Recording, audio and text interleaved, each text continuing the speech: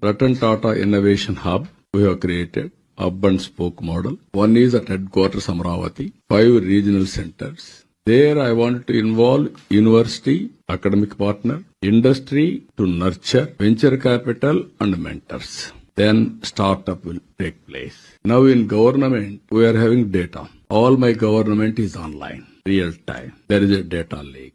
From data lake, I am using AI. Through WhatsApp, I can communicate to the last mile, any citizen, and also functionary. Any person, no need to come to office now. No interface. Everything real time online. All services, around 1,000 services I am providing online. That is the system I have established. Now I brought it aware by using satellite, drone, CCTV camera, IoTs, everything. I am getting real-time data around 45 parameters. Either temperature or humidity or wind quality or wind direction. I can predict pests real time. And also I can use satellite continuously, soil moisture, crop pattern, existing crops, prediction of production, pest, anything. Like there's so many, even fire accident, even forest area I can monitor real time. Who is behind also I can go for investigation real time. Criminal investigation will be done through technology. Then only police will act from there. This is where we are working. Now this 5